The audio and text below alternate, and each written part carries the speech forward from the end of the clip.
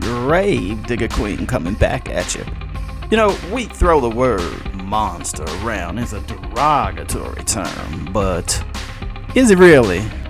Almost anything that has a brain in its head wants for something, needs something. Does it like love laugh? I don't know, maybe, but they all end up in my bone pile eventually.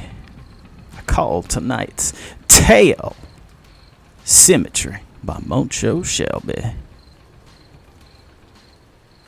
Symmetry for me was more than just a word. It was the first word I learned in English. Of course, there were other words that were more important to form language, but that was the one I recall sticking in my head. I was 11 at the time, years before I had a mind to pull away from my mother's teachings and explore humanity. On a night the same as any other, on a hot summer, I was awoken from our trailer. It sounded like rain, but rain didn't fall so lackadaisically. It was persistent. The metal-on-metal thud came every few moments, right on the side of the trailer. I looked over to my mother's bed, and she was not there, but I wasn't alarmed.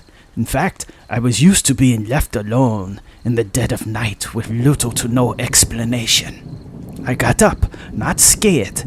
At that time in my life, I didn't even know the concept of life and death, but more the concept of pain and suffering. If you were not in pain or suffering, then what was it to be afraid of? A policy that I still adopt to this day to some degree. Death is an inevitability, while suffering is an unknown.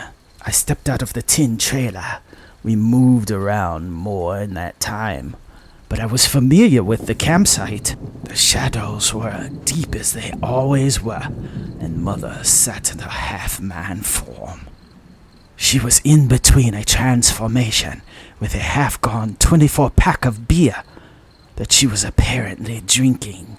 She tossed an empty can of beer at the hull of the trailer that found its way to a pyramid of metallic trash. Mother was cloaked in darkness and seemed to be drinking as a personal ritual. As I aged, I became more adept at finding her, but even to this day, I find it difficult to spot her when she chose not to be seen. I did not speak, because she looked at me with murderous intent. She looked at me as if contemplating if my life was even worth the trouble. And then I was scared, because even at that young age, I knew what was at stake. She downed another beer in less than 30 seconds and tossed the can on the hull of the trailer again. Mother still did not speak, not until I spoke first. "What are you doing, Mother?" I said in French, at the time that being my only language. I took a step forward, and she made a growl of warning. I stopped immediately, seeing men torn apart for not seeing and deciphering that physical clue correctly. "You know what is best in life?" she said. I was froze, unable to move. I don't think I was meant to move, but to listen. Switching between English and French, I only managed to discern half of what she said, but I listened, trying to understand. "There is the hunt, yes. The hunt is ancient and primal. There is little like it, but that is not it. There is battle. There is nothing like the glory of the kill. Still no." She paused and looked to me directly in the eyes so that I would hear it. "It's family, Desmond." She downed another beer. Looking back, even for someone with a monster's metabolism, she may have died from that level of consumption. "We are family, Desmond, but not really.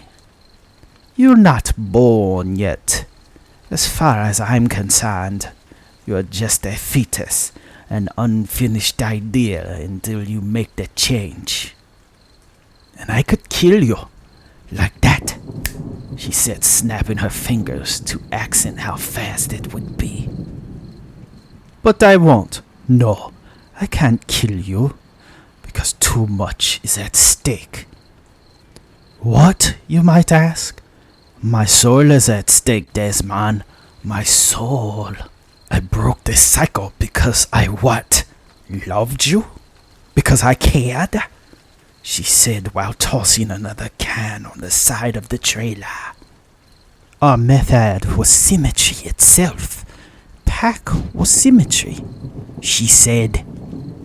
That word stuck in my mind, becoming one of the first that I recalled.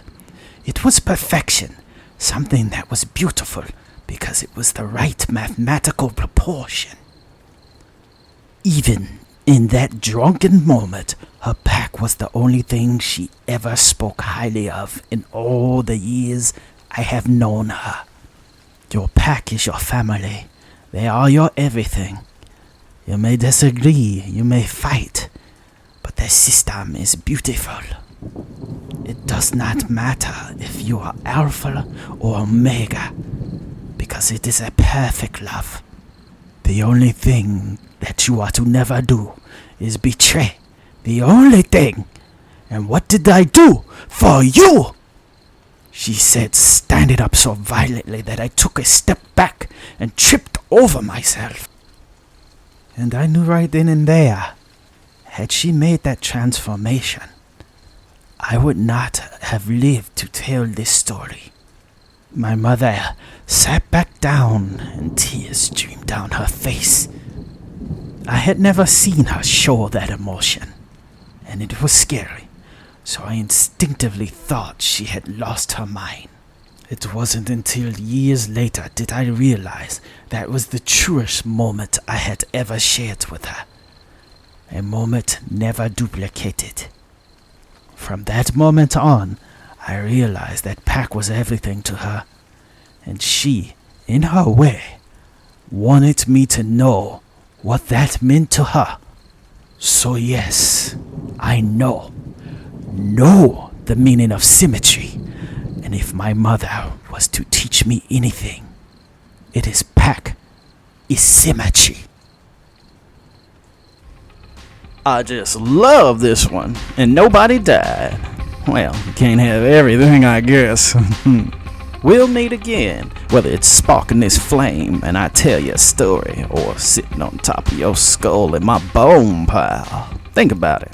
Night, children.